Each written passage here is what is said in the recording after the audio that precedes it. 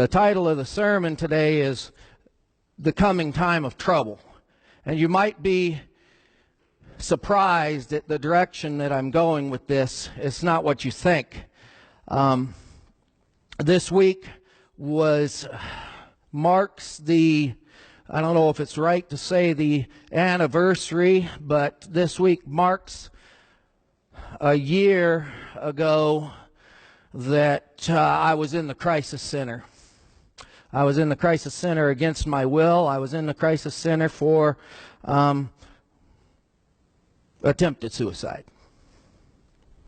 I try to be open about that because I think that so often we try to hide those kind of struggles from each other, and we are afraid that maybe it might impact someone in a negative way. I want to share it in a sense of that if you struggle with those kind of things, if you struggle with depression, if you struggle with just being washed over with an overwhelming sense of, I can't take this anymore, that there are a lot of people that struggle with that. And it's not over. When I got out of the crisis center, one of the things that happened was that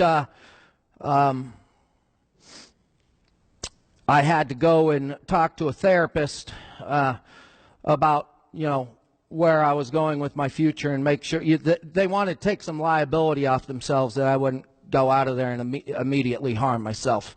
I was charged with being a danger to myself. When we were negotiating with the attorneys, they were wanting to charge me with being a danger to myself or someone else.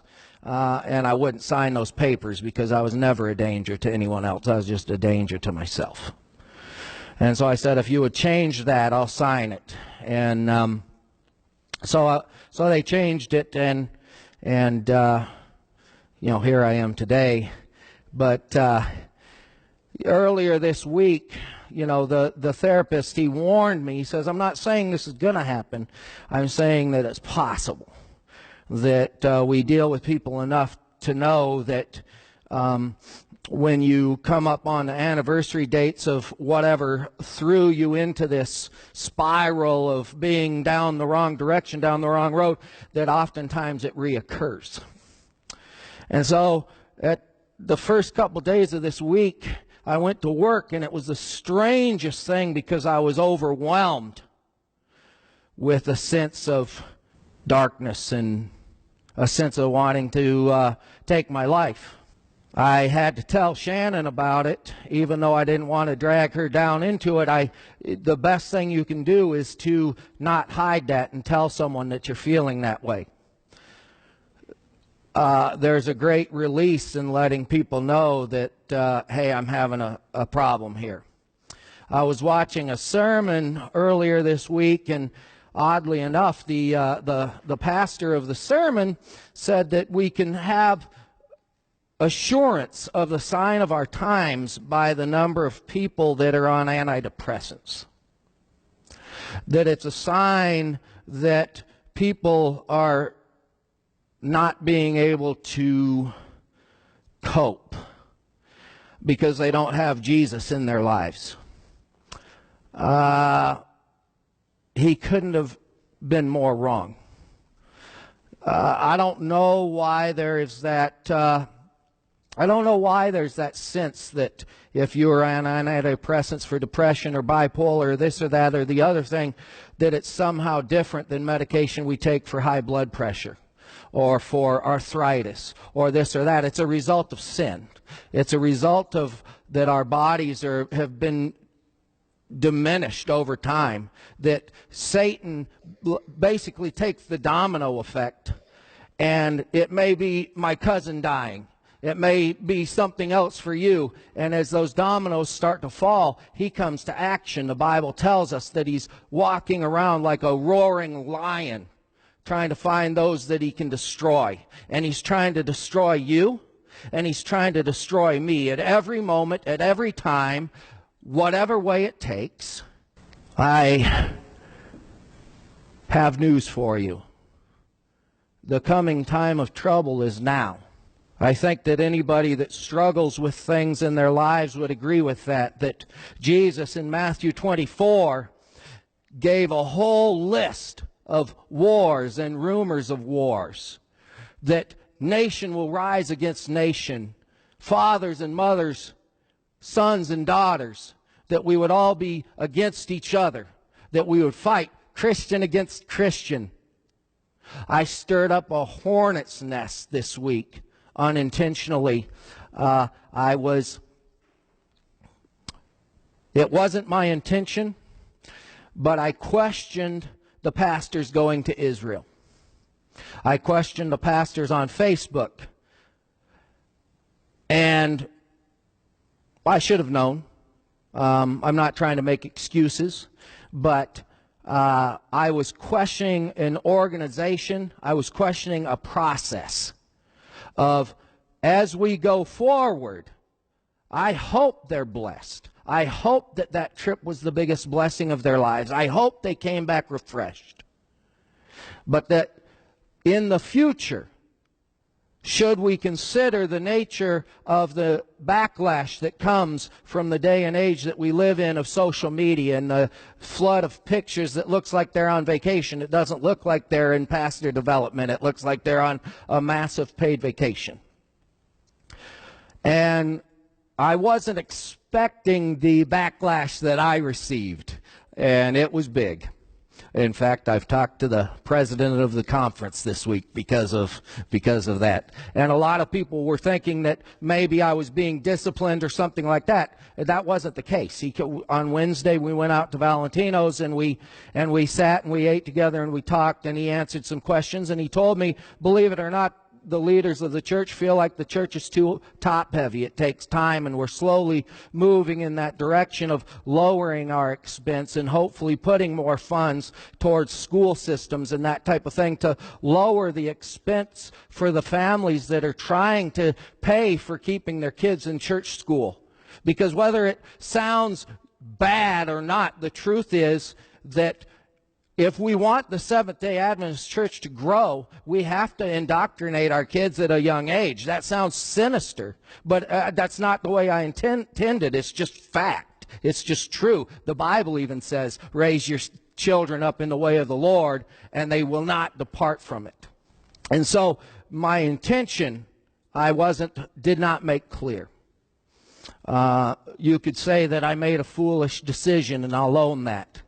I was called a poor excuse for an elder. I was told that I was Judas, and so this morning I went ahead and finished the betrayal, and I went over to College View Church and sat in their first service this morning because I figured I might as well just betray all the way for my church family here at Capitol View. But I needed to go there. I had to. I had this desire this morning. I have to go over to College View, and I have to listen to somebody else preach and listen to it where I'm not the one up front talking. And while I was there, I have had this anxiety all week over just this flood of accusation of what my intent was. And the truth is that I'm carrying a weight of the fact that I hurt the pastors within our church because it wasn't my intent. And a couple of them I approached while I was over there and told them, I know that I did harm this week, but it wasn't my intent. And they said, you're forgiven. And they hugged me, and they, so the time of trouble is now. Jesus said, in this world you will have trouble. But take heart, I've overcome the world. We have to fasten on to our Savior. We have to find people that have the gift of encouragement in our lives, that can sweep us up when we're falling down, that can hold us when we can't hold ourselves, and point us to Jesus. It is absolutely vital that we surround ourselves with that. And that's part of the importance of church. We sometimes mishandle church because we're judgmental of each other. Did you hear what Aron did? Did you hear what, But that is not what it's supposed to be. This is supposed to be a safe haven. This is supposed to be a place of encouragement where you can come to me and say, I messed up so bad, what are you talking about? I know you better than that. Don't worry about it.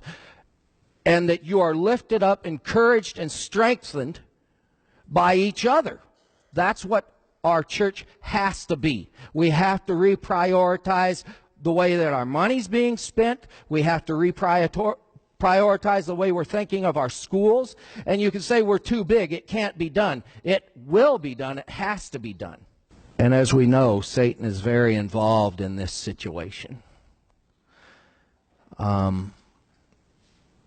His primary objective is to cause discouragement. As I've pointed out before, at College View Academy, grades kindergarten through 12th grade, 60% of the families are receiving aid for their tuition. It's just too expensive for the average person to afford. And yet, our Christian education is vital. And I'm not saying that if you or your children go to public school that something's going wrong. Don't put words in my mouth. I'm not saying that.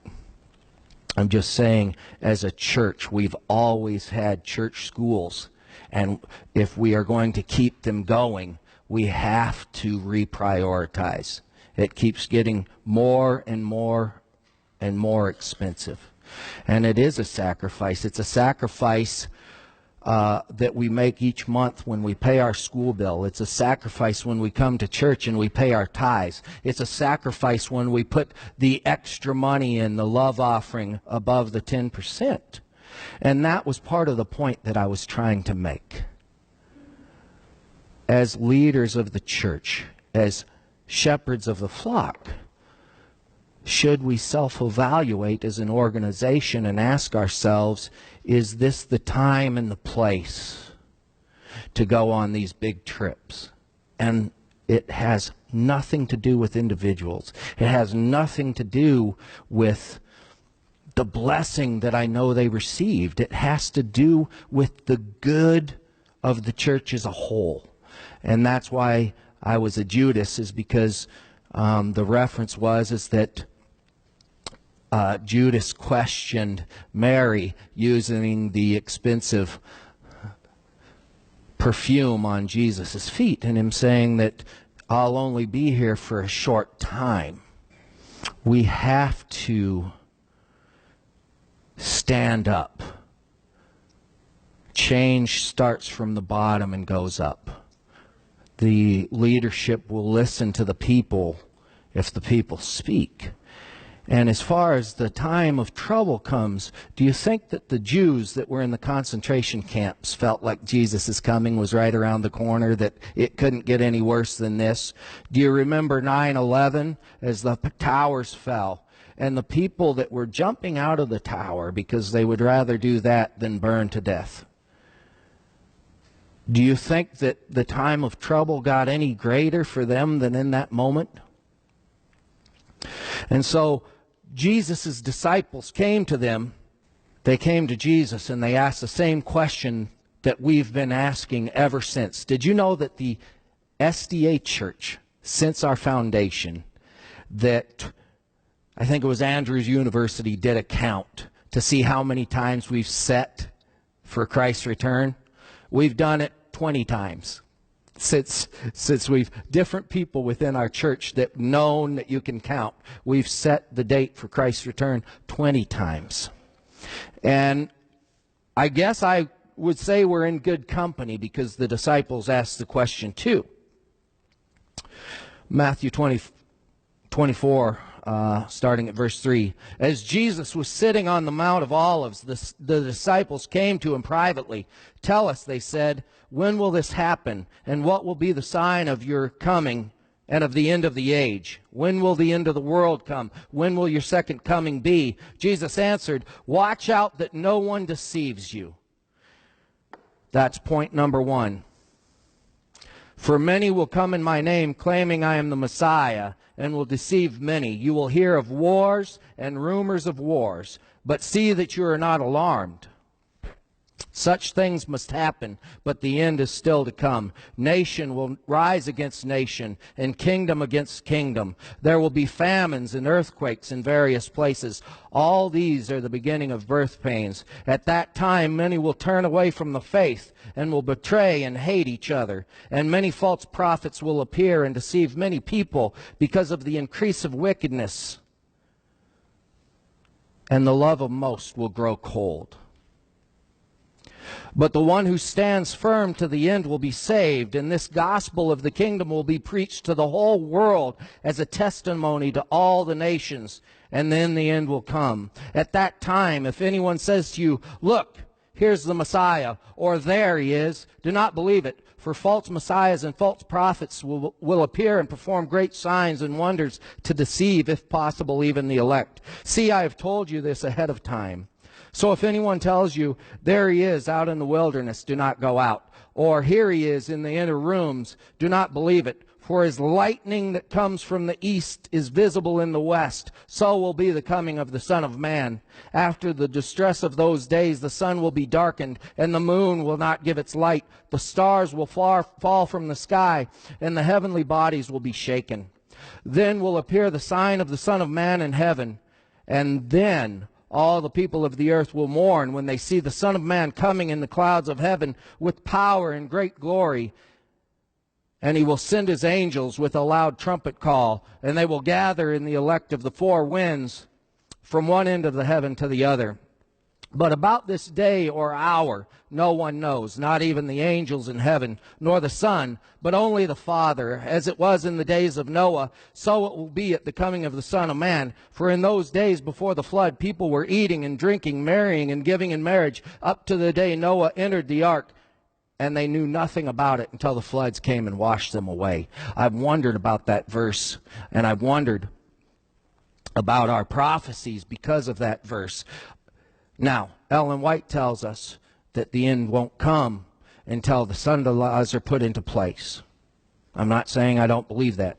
And then a death decree will happen. But the sign of the Son of Man coming isn't the wars and famines. He's basically just telling us, hey, this is the way it is. In this world, you will have trouble. We are living in the time of trouble. I mean, I am, and I think you all have too. But continue, stay strong, stay in the faith, continue to love each other, love God with all your heart, all your mind, all your soul.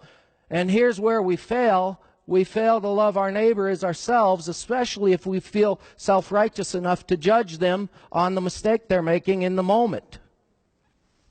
I do it too. You know, I'm not standing up here pointing fingers. I think they say when you point a finger, remember 3 are pointing back at yourself or something, you know. So we have to be merciful to each other. We have to be compassionate. And as I've said, I believe very, very much that one of the strongest gifts God has given us is the ability to encourage each other. I have a friend that comes into his shop. His name is Jason Richardson, and he doesn't go to church anymore. He went to school with us and stuff, but he doesn't go to church. He comes into the shop occasionally, and he tells stories about the other day he was over at Walmart, and he says this girl was standing there and having a difficult time and whatever, and he started talking to her to see what the deal was, and she was trying to get a pay-as-you-go phone because she was going to head across country. And he's like, well, do you have the money and everything that it takes to get there? And she goes, well, I have enough money to get started. And he sat and talked with her for a while and ended up giving her the money that she needed to get there. And he's funny because, you know, one of my favorite movies, and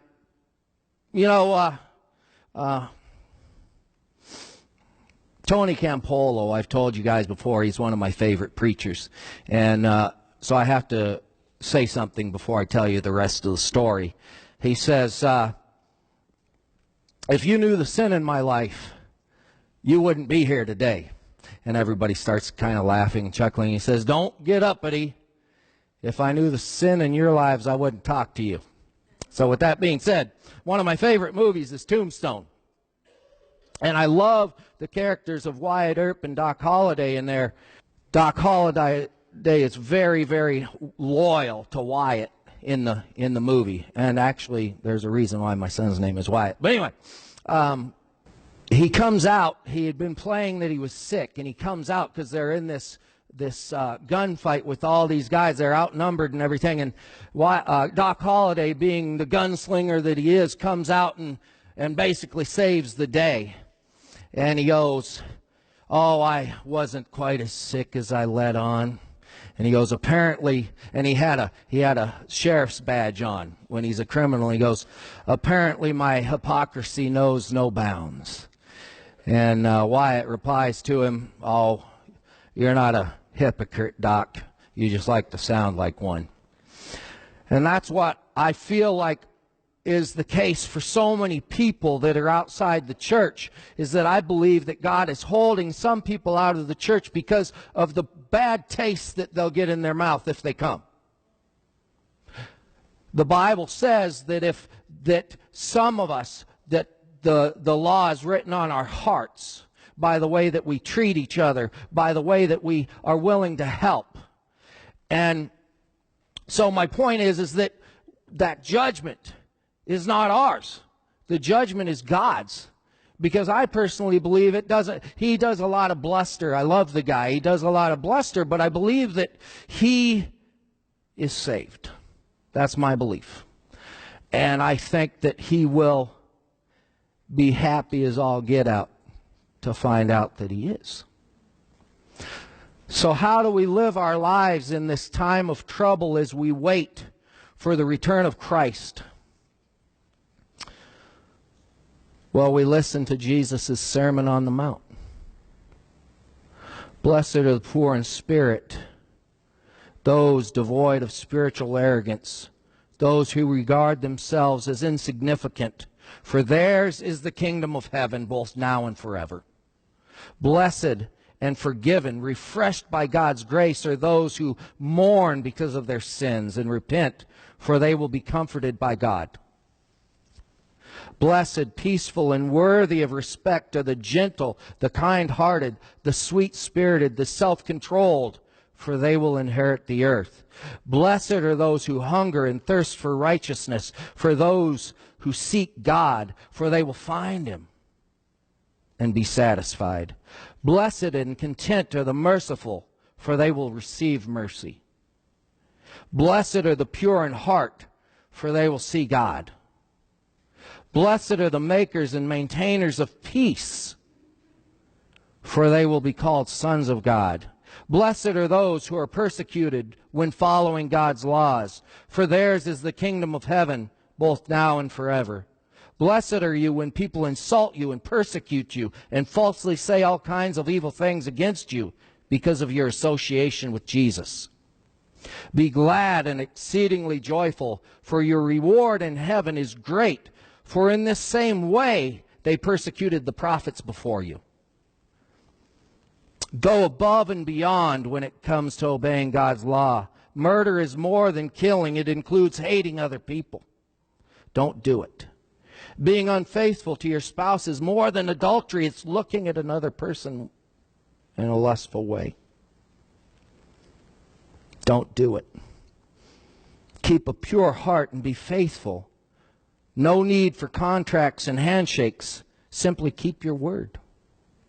Say yes and mean it. Say no and don't waver. Be of high character in every situation. And most of all, love the people who hate you. Do not be overcome by evil, but overcome evil with good. For these three things remain: faith, hope, and love. But the greatest of these is love. Christ is waiting for us to spread the gospel to the entire world. But I would suggest that the gospel that he's waiting for is the gospel of love. To not be overcome by evil, but overcome evil with good. to love your neighbor and do things and put them above yourselves and your own good, to encourage each other. There is a time that is set by God that He will return and He will take us to heaven.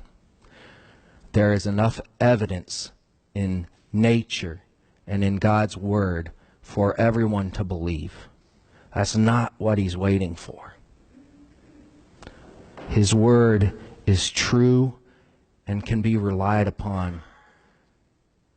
And while we're waiting for that, we just simply need to love each other, forgive each other, be merciful, and stop the judgment. That's it.